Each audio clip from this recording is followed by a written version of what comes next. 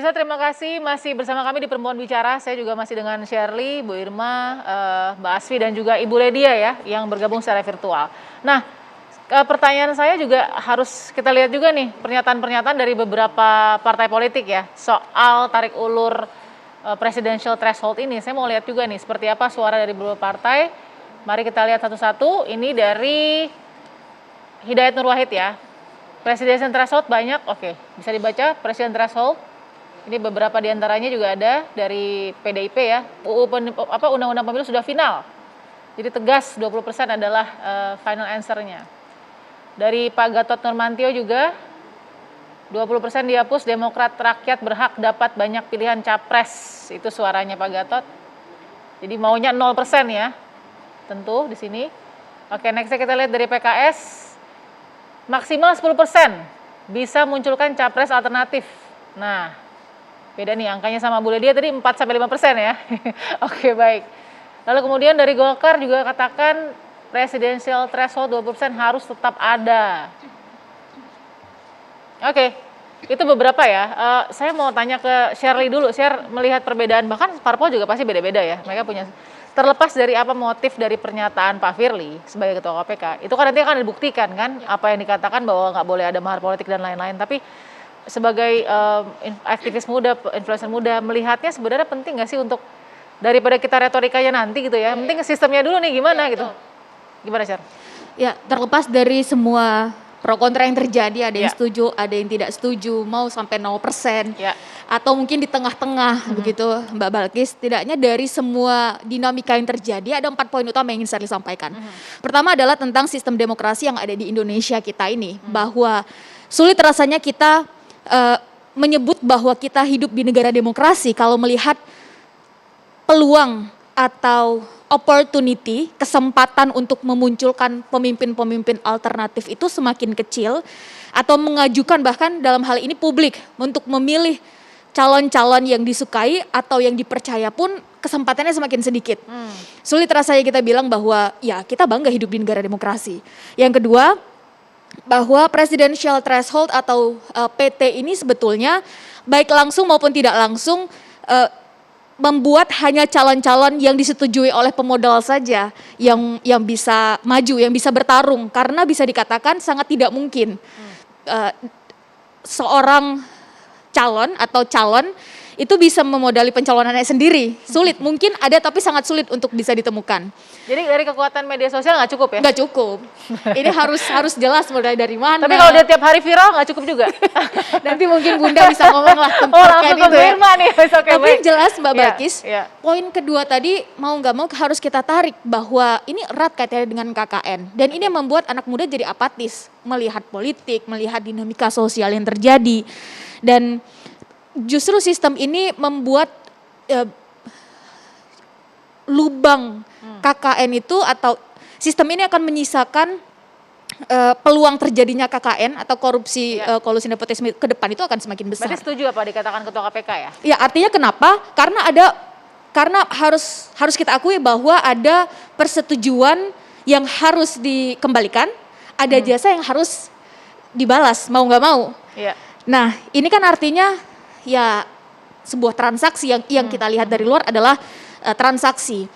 Kalau kepentingannya adalah untuk rakyat ya nggak apa-apa. Bagaimana kalau kepentingannya adalah untuk kepentingan individu seperti yang tadi Mbak Asfi sampaikan. Dan poin keempat sekaligus yang terakhir adalah kualitas dari calon pemimpin yang akan disajikan, itu yang akan nanti dipertanyakan atau sulit untuk bisa dipertanggungjawabkan. Meskipun ini kita bisa diskusi lagi terkait ini, terlebih dalam hal ini dengan segala hormat, dalam hal ini saya sampaikan sistem kepartaian kita sekarang yang mohon maaf lebih mengarah dan semakin menuju kepada pengelolaan perusahaan, di mana siapa komisarisnya, siapa pemegang sahamnya, maka dia yang punya kuasa lebih untuk menentukan siapa direkturnya, kebijakan apa yang akan diambil, dan lain-lain. Dan Indonesia, negara kita tercinta, saya pikir harus keluar dari kubangan seperti ini. Tapi frankly speaking, dari semua opsi-opsi alternatif nama-nama di bursa kepresidenan yang udah warawiri di survei, itu menunjukkan demokrasi kita nggak? Ya ini kan survei ya. Kalau survei siapa saja bisa, begitu kan ya Bunda? Siapa saja bisa. Dan tapi kamu yakin 70%-nya akan selesai? Ya pada akhirnya kita bisa melihat sejarah kan paling banyak adalah 5. Paling banyak kan. Artinya begini, kalaupun ada yang berani memajukan atau berani maju begitu, pada akhirnya ini akan seleksi alam akan membuat satu persatu tersisi dan pada akhirnya publik akan melihat oh ternyata yang layak itu hanya sekian dan sejauh ini kan sejarah menunjukkan juga tidak sampai sekian banyak begitu. Oke. Pertanyaan saya langsung ke Bu Irma. Bu Irma, berarti ini tantangannya seleksi alam demokrasi yang seperti apa yang dimunculkan dari sebuah standar presidential threshold kita? Iya, saya kira begini. Kalau misalnya kita bicara setiap warga negara Indonesia berhak memilih dan dipilih, itu undang-undang, ya, menyatakan hal seperti itu. Tapi pernah nggak sih kita berpikir bahwa karena merasa berhak dipilih dan memilih, kemudian semua orang boleh mencalonkan diri menjadi presiden. Terus tolok ukurnya apa? Standarnya apa? Pantas tidak pantas dia mencalonkan dirinya apa? Itu kan itu yang pertama. Dan yang kedua, money politik ini lebih jadi gini, mau pilpres, mau pileg, mau pilkada, sebenarnya kuncinya adalah regulasi. Nah contoh pileg itu di Bawaslu, KPU menetapkan bahwa boleh mengeluarkan uang 60.000 ya kalau nggak salah, besarannya 60.000. Nah itu yang menjadi celah, harusnya nggak boleh sama sekali. Yang boleh digunakan adalah apa? Ya alat kampanye. Alat kampanye itu apa? Kartu nama, misalnya kan, kemudian kaos atau bendera partai politiknya. Itu aja. Tapi nggak ada tuh namanya 60.000 boleh, itu malah membuat celah baru. Nah inilah yang sebenarnya menjadi masalah ini Balkis. Makanya mau presiden PP-nya berapapun, kalau masyarakat kita masih wani piro, nggak akan selesai kasus ini. Wani piro ada supply, masih tetap akan ada money politik, tapi mau kan 0% sekalipun. Ilmu ekonomi ada supply, ada demand. Kalau nggak ada supply, juga ada demand. Makanya saya bilang tadi, saya nih sebagai calon anggota DPR RI, ya, kalau saya buka terang-terangan deh, mau jadi calon anggota DPR RI itu kalau nggak punya modal 3 miliar, 5 miliar nggak akan jadi. Masyarakat nggak akan pilih kok kalau kita nggak kasih uang. Itu fakta. Nah makanya regulasinya harus dirubah. Masyarakat nggak akan pilih kalau kita nggak punya uang? Nggak bakal dipilih. Setuju nggak nih Mbak? Masyarakat tuh nggak akan pilih loh kalau nggak punya uang. Itu fakta karena saya calon loh. Dan itu saya alami. Maka kemudian yang harus dirubah adalah regulasinya. Bawaslu sebagai pengawas pemilu ya harus benar-benar bertugas dan berfungsi untuk mengawasi. Kan ini nggak terjadi. Ada pintu dan celah di situ. Gimana Mbak Asfi? Sepakat nggak? Iya, jadi presidensial threshold ini kan cuma satu borok demokrasi kita. Dan itu semua yang dikatakan oleh Mbak Shirley ini benar sekali. Dan sebetulnya dengan ucapan seperti tadi, dengan pemikiran seperti tadi, Mbak Shirley ini pas menjadi ketua DPR. Tapi dia nggak menjadi ketua DPR-nya orang lain. Gitu kan? Kenapa? Ya karena sistem politik kita. Dan saya sudah ketemu banyak sekali orang seperti Mbak Shirley, muda, pemikirannya dalam, artikulasinya baik, dan mereka semua nggak bisa duduk di kursi DPR, apalagi dicalonkan menjadi menjadi presiden. Ya ini semua sebetulnya adalah borok demokrasi Indonesia yang hanya akan menguntungkan oligarki. 55% dari anggota DPR adalah pengusaha. Ya ini karena sistem politik kita. Dan sedangkan Undang-Undang Dasar mengatakan setiap orang punya persamaan kedudukannya dalam hukum dan pemerintahan. Kan partai politik cuma bilang undang-undang harga mati, padahal undang-undang dia yang bikin. Ya terang aja harga mati buat dia, dan seakan-akan ini zaman Orde Baru, kita bisa dibohongin. Bahwa kalau harga mati, ya harga mati. Kan sudah ada MK, di luar ada banyak masalah di MK ya. Tapi pernyataan itu saja sudah menunjukkan kualitas seperti apa anggota DPR kita, yaitu orang yang nggak baca Undang-Undang Dasar atau yang berpendapat sesuai kepentingannya. Gitu. Saya langsung ke Ibu Ledia. Ibu Ledia mendengar ya, mudah-mudahan tadi secara komprehensif ya penjelasan dari beberapa narasumber kita. Jadi tolak ukurnya apa?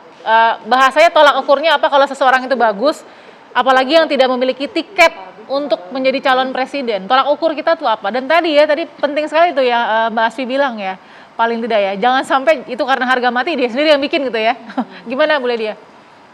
Jadi kan kalau kita lihat bahwa sesungguhnya peserta pemilu itu adalah partai politik ya, kalau kita lihat pemilu legislatif dalam hal ini.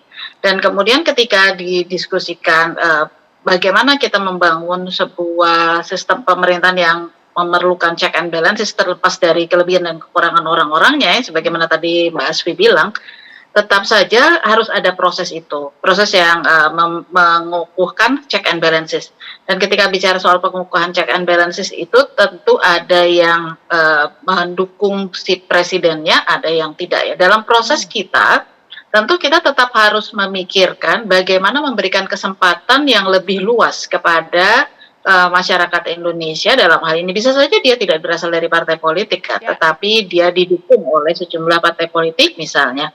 Siapa tahu nih nanti ada yang mendukung Shirley untuk jadi presiden misalnya dari sekian banyak partai. Tapi kalau harus 20% agak sulit, karena apa? Karena pasti hanya akan membentuk sekitar dua atau tiga saja calon-calonnya. Padahal kita kan memerlukan adanya alternatif-alternatif agar kemudian masyarakat bisa memilih dengan berbagai kelebihan dan kekurangannya itu. Tapi ini sebagian dari sebuah proses demokratisasi gitu.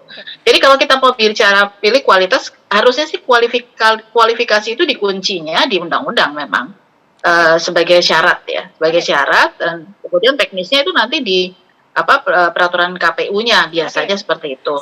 Tinggal nanti siapa yang akan mencalonkan, itu kemampuan seseorang itu untuk menggalang bagaimana kemudian mereka bisa menggalang koalisi agar nanti ketika dia memimpin dia punya backup juga dong, harus ada gitu. Oke, Bu Ledia, secara cepat saya mau check and balances ke Bu Ledia nih. Tadi kan Bu Irma bilang ya, kita realitas saja nih di lapangan ya gitu ya. Sebagai anggota DPR, benar nggak sih harus punya at least 3-4 miliar nih karena masyarakatnya quote-unquote wani piro gitu. Gimana Bu Ledia, sepakat atau tidak? Saya ini udah 3 periode. Periode pertama saya nggak sampai segitu. Periode kedua karena saya tahu bahwa tidak bisa nabung sebesar itu, maka yang dilakukan adalah selama 5 tahun ya terus tetap memaintain terus menerus. Nah, itu kalau nggak memaintain terus menerus, memang jadi biayanya jadi sangat besar, dan kita perlu memberikan edukasi politik memang kepada masyarakat. Karena kalau tidak begitu memang akan jadi sangat berat. Nah, ini PR besar kita semua sih sebetulnya, PR besar partai politik untuk melakukan edukasi itu juga gitu. Tapi besar ya Bu, tidak sebesar itu tapi besar ya Bu Ledia? Ya, dari ongkosnya aja ya. Jadi kita nggak bicara ngasih, dari ongkos kitanya aja udah gede banget untuk ongkos untuk melakukan kampanye, datang ke masyarakat dan segala macam. Tapi saya padahal dekat loh. Tapi itu tetap gede ya Bu ya, walaupun dekat. Oke. Baik, kita akan lanjut. Baik, kita akan lanjut sesaat lagi ya dengan analisa bagaimana nih minus plus dari 0% dan 20% atau yang tengah-tengahnya ya. Sesaat lagi tetap di Perempuan Bicara.